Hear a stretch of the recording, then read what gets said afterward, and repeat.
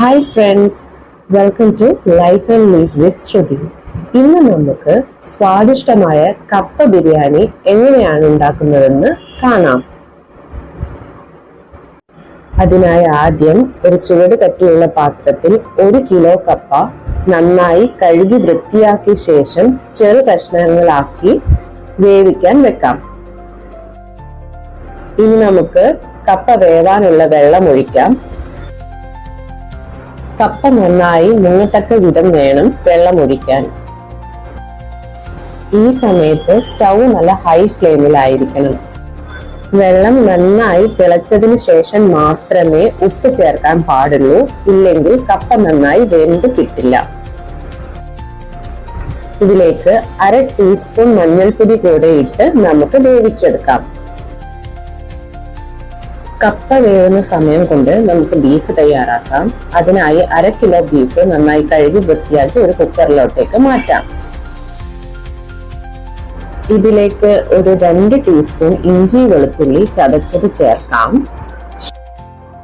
പിന്നെ ഒരു 10-20 ചെറിയ ഉള്ളി ചെറുതായിട്ട് മുറിച്ചത് ചേർക്കാം.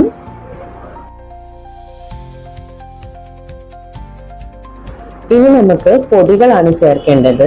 അതിനായി 1/4 ടീസ്പൂൺ മഞ്ഞൾപ്പൊടി, 2 ടീസ്പൂൺ മല്ലിപ്പൊടി, 2 ടീസ്പൂൺ മുളക് പൊടി, 1/4 teaspoon garam masala, 1 teaspoon pepper powder, ഇതെല്ലാം കൂടെ നമുക്ക് ചേർക്കാം.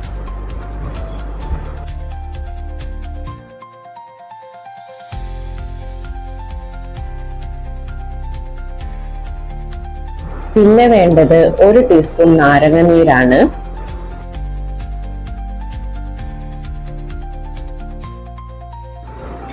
ബീഫിന് ആവശ്യമായ ഉപ്പും ഒരു 1/4 ഗ്ലാസ് വെള്ളവും ചേർത്ത് നന്നായിട്ട് ഇളക്കി നമുക്കിത് അടച്ചു വെച്ച് ഒരു 7-8 വിസിലോളം കുക്ക് ചെയ്തെടുക്കാം. ഒരു പാൻ അടുപ്പത്ത് വെച്ച് 1 ടേബിൾ സ്പൂണോളം എണ്ണ ഒഴിക്കാം. ഇതിലേക്ക് 1/4 കപ്പ് തേങ്ങാക്കൊത്തും കുറച്ച് കറിവേപ്പിലയും ചേർത്ത് നന്നായിട്ട് ബ്രൗൺ കളർ ആവുന്നവരെ വഴറ്റിയെടുക്കാം. ഇതേ പാനിലേക്ക് 1 ടേബിൾ സ്പൂൺ കൂടി എണ്ണ ഒഴിച്ച് 1 കപ്പ് തേങ്ങ ചിരകിയത് ചേർത്ത് ബ്രൗൺ കളർ ആകുന്നവരെ നന്നായിട്ട് വറുത്തെടുക്കണം. സ്റ്റവ് ഏറ്റവും ലോ ഫ്ലെയിമിൽ വെച്ചിട്ട് വേണം ഇങ്ങനെ വറുത്തെടുക്കാൻ. ഹൈ ഫ്ലെയിമിൽ വെച്ച് ചെയ്യുകയാണെങ്കിൽ കരിഞ്ഞു പോകാൻ ചാൻസ് ഉണ്ട്. ഏകദേശം ഈ കളർ ആകുമ്പോൾ നമുക്കത് വറുത്ത് മാറ്റി വെക്കാം. നമ്മൾ നേരത്തെ കപ്പ വേവിക്കുമ്പോൾ ഉപ്പിട്ടുണ്ടായിരുന്നില്ല. ഇപ്പോൾ വെള്ളം തിളച്ചിട്ടുണ്ട്. കപ്പയ്ക്ക് ആവശ്യമായ ഉപ്പ് ഈ നേരം വേണം ചേർക്കാൻ.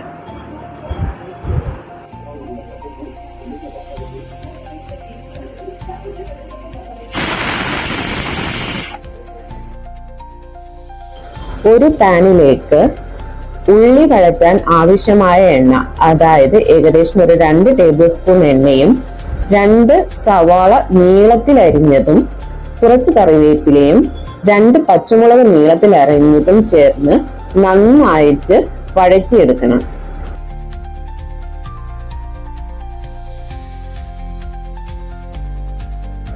സവാള ഏകദേശം ബ്രൗൺ നിറമാകുമ്പോൾ നമുക്കതിലേക്ക് 2 ടീസ്പൂൺ കൂടി ഇഞ്ചി വെളുത്തുള്ളി ചതച്ചത് ചേർക്കണം. എന്നിട്ട് ഇതും കൂടെ ചേർത്ത് നന്നായിട്ട് അല്പം കൂടെ ബ്രൗൺ കളർ ആകുന്നവരെ വഴറ്റിയെടുക്കാം. ഇനി ഇതിലേക്ക് മസാലയ്ക്ക് ആവശ്യമായ പൊടികൾ ചേർക്കണം.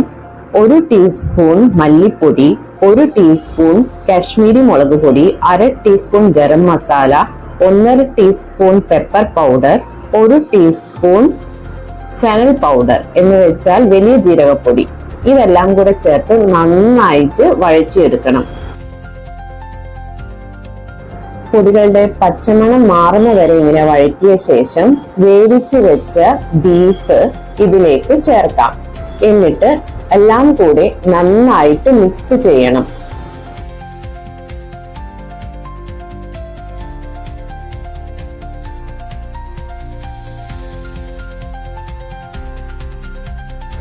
ഈ സമയത്ത് ഉപ്പ് പാകത്തിനുണ്ടോന്നെല്ലാം നോക്കിയിട്ട് ആവശ്യാനുസരണം നമുക്ക് ഉപ്പെല്ലാം ചേർത്ത് കൊടുക്കണം. അതിനുശേഷം നന്നായി മിക്സ് ചെയ്ത ശേഷം അടച്ചു വെച്ച് ഒരു 10 മിനിറ്റ് ചെറു തീയിൽ വേവിച്ചെടുക്കണം. ഇടയ്ക്ക് ഇളക്കി കൊടുക്കുകയും വേണം.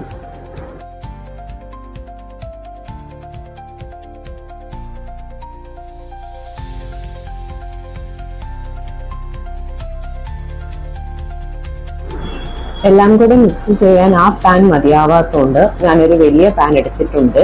ഇതിലേക്ക് നേരത്തെ വേവിച്ച് വെച്ച കപ്പ ഒരു ലെയറായിട്ട് നമ്മൾ ഇട്ട് കൊടുക്കണം.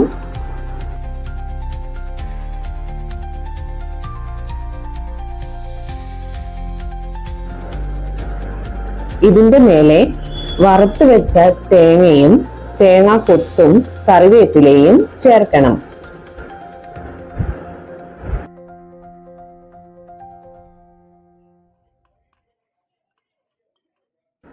മല്ലിച്ചപ്പിന്റെ ടേസ്റ്റ് ഇഷ്ടമുള്ളവരാണെങ്കിൽ കുറച്ച് മല്ലിച്ചപ്പും ചേർക്കാം. ഞാനിവിടെ ചേർത്തിട്ടുണ്ട്.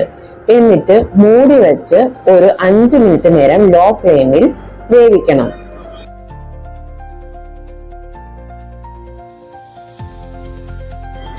5 മിനിറ്റ് കഴിഞ്ഞ് നമുക്ക് എല്ലാം കൂടെ നന്നായിട്ട് ഇളക്കി യോജിപ്പിച്ചെടുക്കണം. കുറച്ച് കപ്പയെല്ലാം നമുക്ക് അമർത്തി പൊടിച്ചു കൊടുക്കാം. നന്നായിട്ട് കപ്പയും തേങ്ങയും ബീഫും എല്ലാം കൂടെ മിക്സ് ചെയ്തെടുക്കുന്നതിലാണ് കപ്പ ബിരിയാണിയുടെ ടേസ്റ്റ് ഇരിക്കുന്നത്.